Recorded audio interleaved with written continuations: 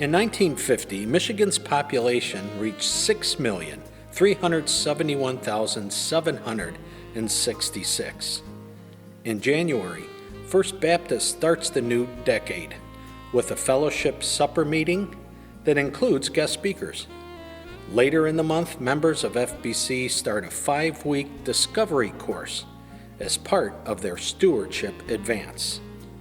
In February, the city of South Haven has a polio dime drive to help fight and research the disease that was reaching its peak around this time. Polio mostly affected young children, leaving many with paralysis or even death. For hockey fans, the Detroit Red Wings win the Stanley Cup for the 4th time. In May, President Truman authorizes $15 million in economic and military aid to the French in South Vietnam, including 35 military advisors to help in fighting against the communists of the North. On June 25th, North Korean communistic troops invade South Korea. On June 27th, President Truman, without approval of Congress, commits American troops to assist the United Nations troops. The Korean War will occupy many Americans as a topic of conversation, with so many affected by the not-so-distant memories of World War II. In 1951, in February, a massive fire takes place in Lansing, destroying Michigan's state office building. It took 4 days to put the fire completely out. It was started by a 19-year-old office clerk thinking his arrest would keep him out of the Selective Service draft. Also in February, the 22nd Amendment is ratified, limiting a president to only 2 terms of office. With preparations for the community's Easter Sunday services, the news is surrounded with headlines of the Korean War. In May, Reverend Lang resigns from FBC to become a pastor at a new church in Indiana. FBC's search committee jumps into high gear. On September 4th, Americans saw the first nationwide telecast from President Truman. On September 24th, having been working on its weapon program since World War II, the Soviet Union detonates a 38.3 kiloton nuclear weapon. It is now the second world power to have atomic weapons. In November, Reverend Eugene Burgess becomes FBC's new pastor, starting in the latter half of December. In 1952, at FBC, Reverend Burgess invites people to FBC that do not have a church home. In February, Queen Elizabeth II becomes the head of the Commonwealth and regent after her father's death. She was 26 years old. The polio epidemic is getting worse in the U.S. Jonas Salk has been working on a vaccine with many other researchers. In March headlines in South Haven, communism appears to have a little foothold. The community was listed in a Washington, D.C. document.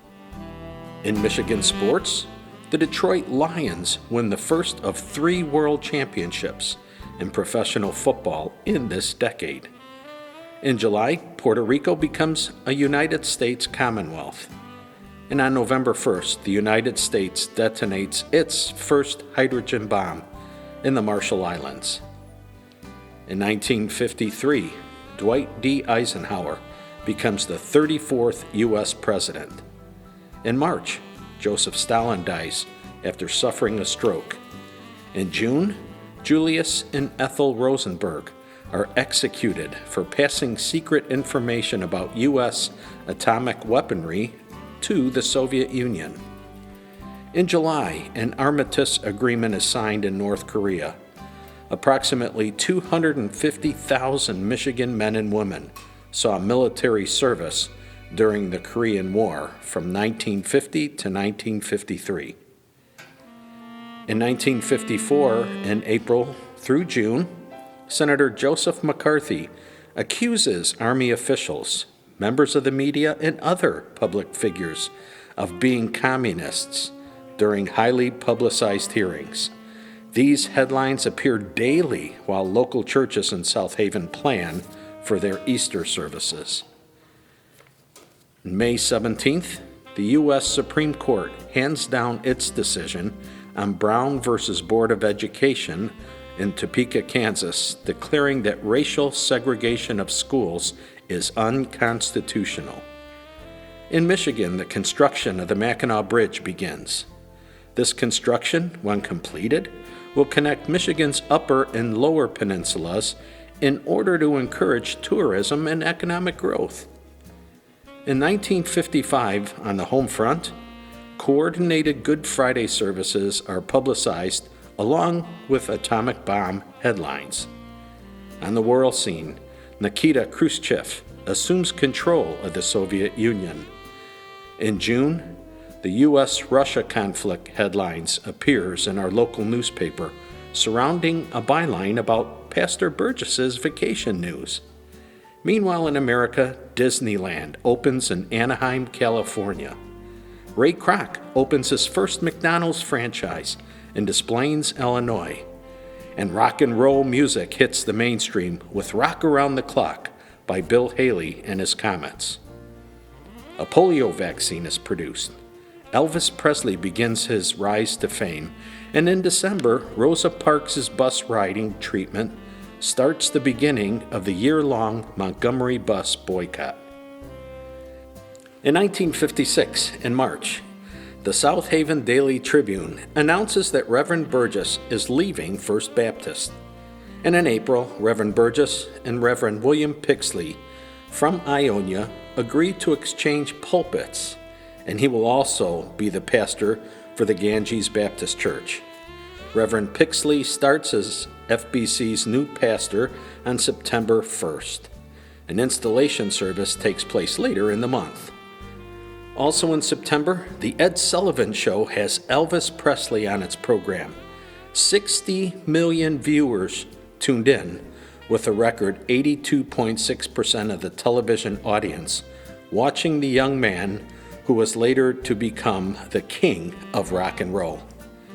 In Washington, D.C., Congress adopted the phrase, "In God We Trust," as America's national motto. In October, the FBC youth hold a Halloween party, with costumes being optional. This looks to be the start of a long FBC tradition. In November, Dwight D. Eisenhower is re-elected for a second term. In 1957, the FBC Missionary Society starts off the new year with a meeting and a clothing drive for Hungarian refugees. As winter melts away and spring approaches, FBC is busy, with Reverend Pixley speaking at meetings and school events. FBC members plan special events to include family and friends from the community and honoring their Sunday school administration and teachers. Michigan finally completes the 5-mile-long Mackinac Bridge, having to halt planning and construction during the war years. Professional basketball comes to Michigan when the Fort Wayne Pistons move to Detroit. In Washington, the Civil Rights Act of 1957, primarily a voting rights bill, becomes the first civil rights legislation enacted by Congress since the post-Civil War Reconstruction. In June, the Food and Drug Administration approved the first combined oral contraceptive pill. On the world scene, the Soviet Union launches Sputnik 1, beginning the space race between the U.S. and Russia. Back in America, the Boeing 707 jet airliner is introduced to the public. In September, President Eisenhower sends federal troops to Central High School in Little Rock, Arkansas, to enforce integration of black students. Mary Hensley and Frank Buchert, FBC's two longtime members, announced plans for their November wedding. In October, 4 churches meet at an FBC woman-sponsored event where a presentation of interracial topics were the main part of the program. On November 30th, 4 groups of children from different churches presented a worship program for the District Council of Religious Education. FBC was one of the groups. In 1958, on January 31st, the U.S. launches its first satellite, Explorer 1. In February, FBC holds a week of revival meetings. Each day, a different group within the church would be the host and sponsor of the week-long event. NASA, the National Aeronautics and Space Administration, is formed, which ramps up efforts to explore space. 1958 would be the year that computers were first used by Michigan's state government. In April, FBC hosts a Vacation Bible School training event, which is one of 30 held throughout the state. In June, FBC holds its own week-long Vacation Bible School. During the July FBC Women's Fellowship meeting, Reverend Pixley put on a program about meeting the needs of migrant farm families. In 1959, on January 3rd, Alaska becomes the 49th state of the Union. Also in January, a crowd of 200 attend the PTA meeting regarding the plans for a new high school. Much of this year would consume many FBC members with planning an upgrade to the building, replacing the coal furnace with a gas heating system. In addition, they also plan to upgrade the old furnace room and coal bin room to suitable Sunday school rooms. In March, Reverend Pixley is elected chairperson of the Lakota Migrant Committee. With the opening of the St. Lawrence Seaway, the Great Lakes region now has access to world markets. On August 25th, Hawaii becomes our 50th state. In world politics, 1959 is the official beginning of the Vietnam War. Michigan's first annual Labor Day Mackinac Bridge Walk is held. In November, a Vesper Day service is planned with an Every Member Canvas program. The Canvas, a face-to-face call with members and friends, allowed a friendly connection about volunteer opportunities available and with the financial needs of ministry and its current building program. This would be the year that the world population would reach 3 billion. Back at home in South Haven, Reverend Pixley is named Vice President of the Van Buren Ministerial Association. As another decade closes, the members of First Baptist continue to carry on with their lives of faith, giving and planning. With all that the world throws at them, they persevere with the help of their pastor, each other, and most importantly, their God.